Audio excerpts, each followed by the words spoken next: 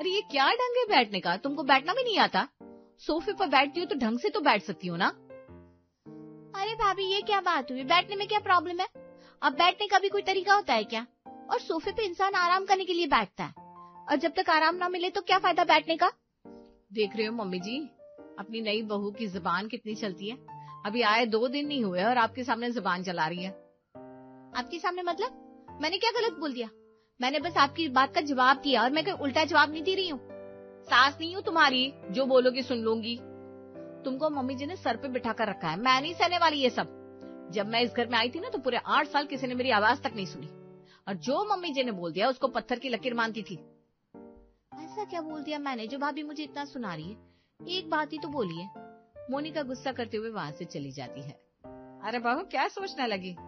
Mummy जी मैंने तो कुछ गलत नहीं बोला। तो फिर आप ही बताओ, भाभी इतना भड़क क्यों गई? अरे तुम बहू की बात पे ध्यान मत दो, उसकी आदत है हर चीज को अपने तरीके से करने की। उसकी गलती नहीं है, बस उसको अच्छा लगता है सारा काम सलीके से हो, और उसमें कोई बुराई तो है नहीं। ठीक ही तो कह रही थी बहू, तुमको सोफे पे ढंग से बैठना चाहिए। कोई आस पड़ोस का आ जाए तो 100 बातें बनाता है, मौका ही क्यों देना किसी को बोलने का। चलो अब ज्यादा सोचो मत और किचन में जाओ, कुछ खाने का इंतजाम करो, मैं मंदिर होकर आती हूँ। रीटा उठकर किचन में चली गई। मोनिका किचन में खड़ी बड़े आराम से गरम मसाले की एक एक चीज को अलग कर रही थी। भाभी ये आप क्या कर रही हो? वेज बिरयानी बनाऊंगी, उसमें गरम मसाले का बड़ा अहम काम होता है। वो तो ठीक है, पर गरम मसाले को अलग करने की क्या जरूरत है? सब एक साथ ही तो डालना है। अरे तुमको तो कुछ नहीं पता। जावित्री को मिक्सचर में ग्राइंड करके डालते हैं, जायफल को ऊपर से डाला जाता है, लौंग इलायची जीरा इन सबको अलग अलग तरीके से डालना पड़ता है। फिर वो कुछ सोचते हुए बोली, कहीं ऐसा तो नहीं तुम ये सब एक साथ ही झोंक देती हो? भाभी मैं तो एक साथ ही डाल देती हूँ, एक ही बर्तन में बिरयानी बनेगी और सब सामान का स्वाद भी एक जैसा ही आएगा, तो क्यों इतनी मेहनत करनी? ये तो काम चोरी होती है। सब चीज इकट्ठा करो और झोंक दो। इंसान है हम, भैंस नहीं जो बस सानी बना दी। भाभी वो मतलब नहीं था मेरा, मैं भी अच्छा खाना बना लेती हूँ। कल रात को बनाया था ना वो पालक और सरसों का साग, उसमें बिल्कुल स्वाद नहीं था। सरसों के साग में जब तक लहसुन और लाल मिर्च का तड़का न लगे उसमें खुशबू कहाँ आती है? भाभी मैंने तड़का लगाया था, बस लाल मिर्च नहीं डाली थी, लहसुन डाला था। और लाल मिर्ची का जब भी तड़का लगाती हूँ ना तो मुझे बहुत देर तक खांसी होती है, गला घूट सा जाता है मेरा, इसलिए मिर्च को अवॉइड करती हूँ। खांसी सबको होती है मिर्च से, पर उसका भी उपाय किचन में ही होता है। 2 घूंट पानी पी लो, तुरंत खांसी रुक जाती है। पर तुमको करना नहीं है ना, तुम्हारे उस अधूरे तड़के की वजह से सरसों के साग का स्वाद अधूरा रह गया।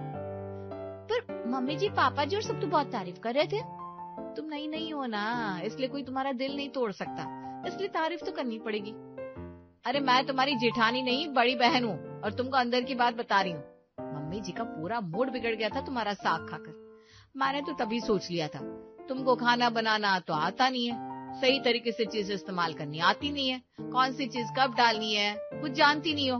पर चिंता मत करो, मैं हूं ना, सब सिखा दूंगी, बस तुमको मेरे तरीके से काम करना होगा।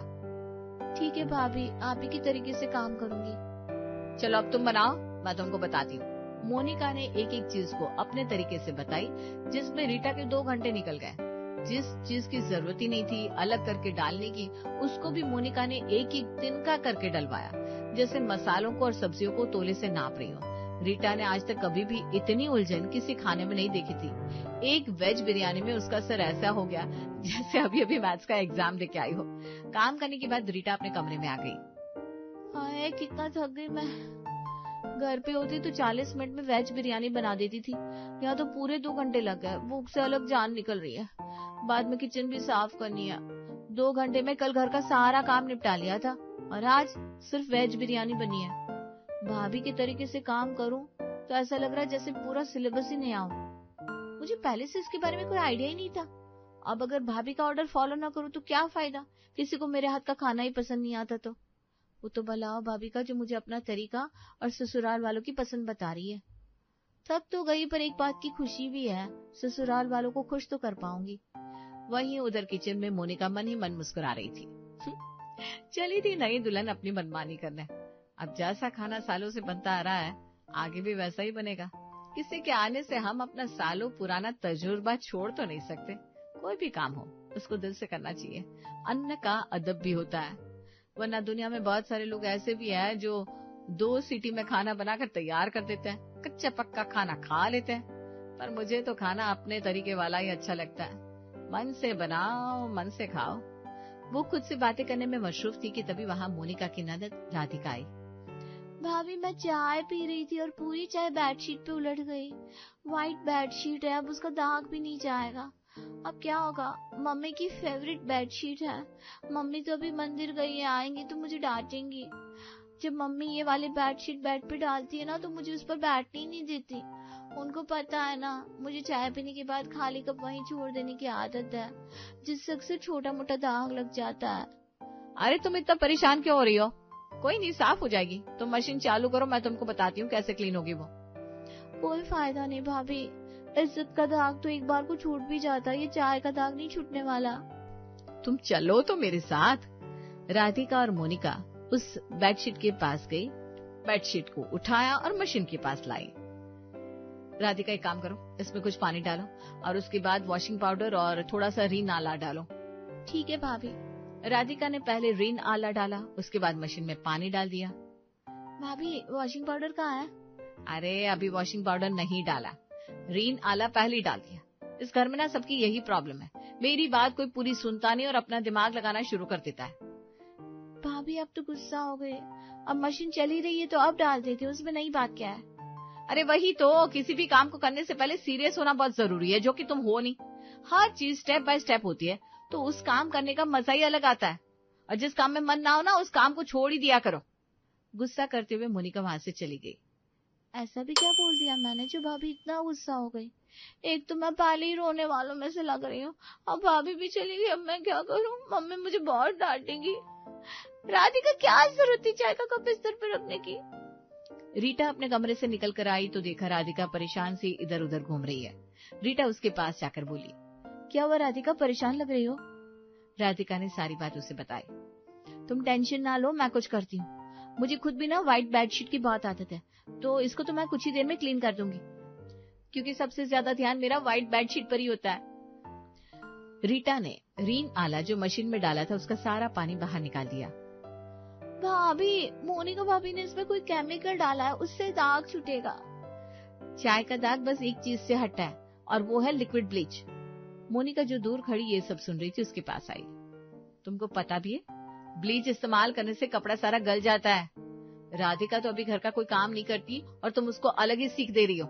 कल को उसको अगले घर भी जाना है, फिर यही सब करेगी जो तुम सिखाओगी।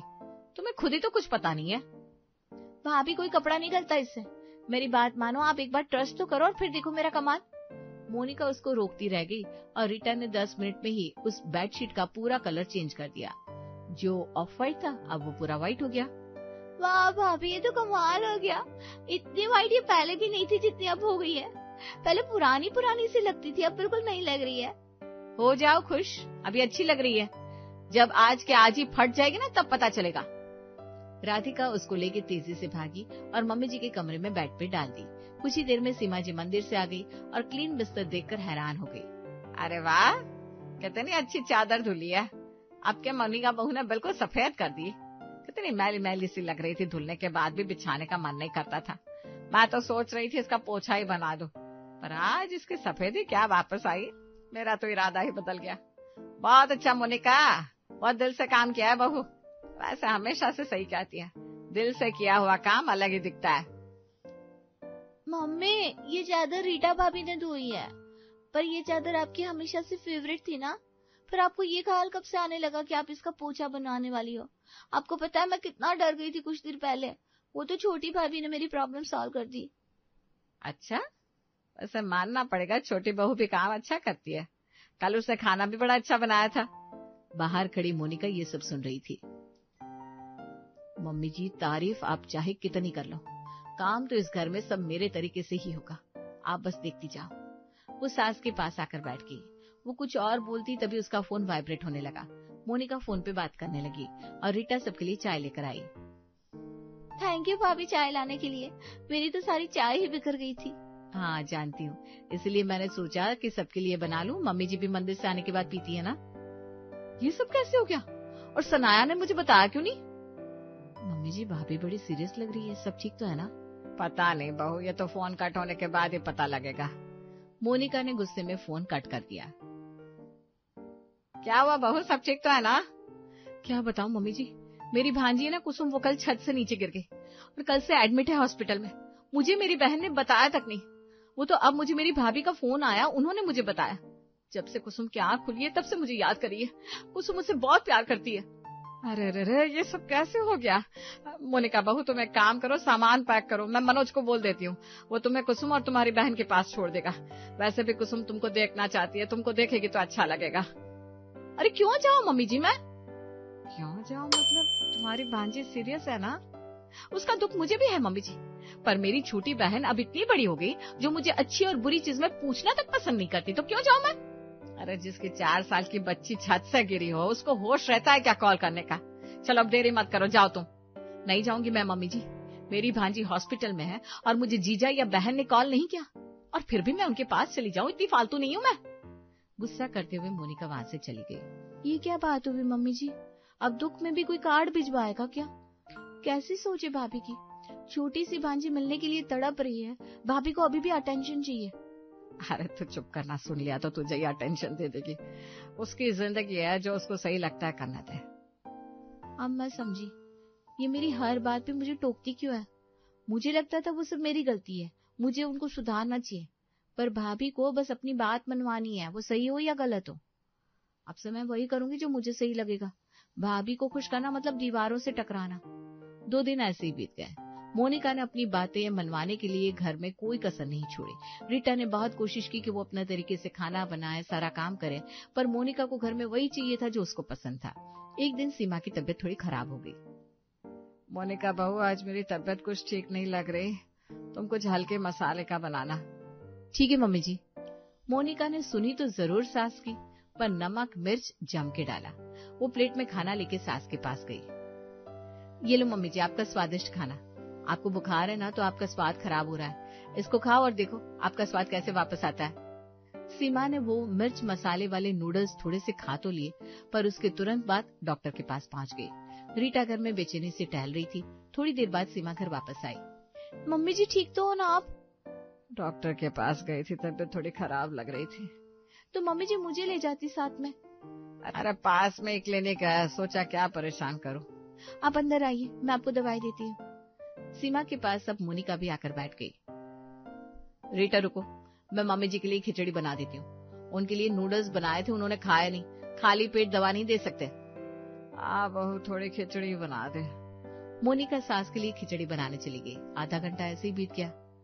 मम्मी जी, ये भाभी अभी तक खिचड़ी क्यों नहीं लाई? दवाई लेट हो रही है। अरे बना रही होगी वो अपने तरीके से खिचड़ी, वो हमेशा ऐसा ही करती है, घंटों लगा देगी खिचड़ी बनाने में भी। घर में कितनी भी जल्दी का काम क्यों ना हो, उसको भी ना पूरे अपने टाइम के अनुसार ही करना होता है। क्या करूं मोनिका बहू का। आप परेशान ना हो, मैं देख कर आती हूँ। रीटा किचन में आई। भाभी अभी खिचड़ी नहीं बनाई? बन रही है खिचड़ी। 40 मिनट हो गई भाभी, अब तक तो बन जानी चाहिए थी। अरे देखा ना तुमने, मम्मी जी को फीवर है, उनका टेस्ट खराब हो रहा है, इसलिए खिचड़ी में कुछ मसाले और सब्जी भी डाल देती हूँ, बस उसी की तैयारी कर रही हूँ। पर भाभी, डॉक्टर ने मम्मी जी को सिंपल खिचड़ी खाने को बोला है। डॉक्टर ऐसे ही बोलते रहते हैं, डॉक्टर के अनुसार चले ना तो बीमार आदमी कभी कुछ ना खा पाए। तुम देखना मम्मी जी को मेरी खिचड़ी कैसे पसंद आती है। रीटा ने देखा वो धीरे धीरे गोभी को काट रही है, जैसे उसको भी सुनार के तराजू में तोलना हो। यही स्पीड रही तो रात तक खिचड़ी बन जाएगी। रीटा ने कुकर चढ़ाया, उसमें चावल और दाल डाल दिए। ये क्या कर रही हो तुम? मम्मी जी के लिए खिचड़ी बना रही हूँ। अरे पर मम्मी जी के लिए खिचड़ी मैं बना रही हूँ ना।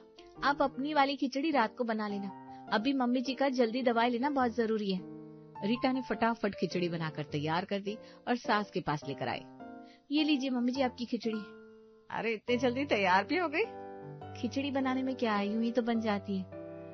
अब हम इतने सालों से मोनिका बहू के हाथ का बना खाना खा रहे हैं ना, तो 2-4 घंटे तो वेट करना ही पड़ता है हर चीज का। सही कह रही हूँ मम्मी, जब तक भूख से आंती ना सिकुड़ जाए भाभी का खाना तैयार नहीं होता। रीटा भाभी, आप तो जल्दी जल्दी सारा काम कर लेती हो, आज से आप ही खाना बना लिया करो ना, टाइम से खाना तो मिल जाए। ऐसी कोई बात नहीं है, भाभी भी दिल से खाना बनाती है, बस उनका तरीका थोड़ा अलग है। वो बात तो ठीक है, पर आज से मेरी खिचड़ी तो तुम ही बनाना बेटा। और ऐसे जिस मोनिका को सब काम अपने तरीके से कराने की आदत थी, अब धीरे धीरे उसको भी कहीं ना कहीं समझ में आ गया था कि उसका तरीका सही नहीं है। पर यह बात उसने एक्सेप्ट नहीं की थी क्योंकि वो हार मानना नहीं चाहती थी। और आए दिन सास की खिचड़ी के ऊपर दोनों बहू में छीना झपटी होती रहती थी। एक कहती मैं बनाऊं, दूसरी कहती मैं अपने तरीके से अच्छी वाली खिचड़ी बनाऊंगी। और उन सब में सीमा जी बहुत बुरी तरह फंस चुकी थी।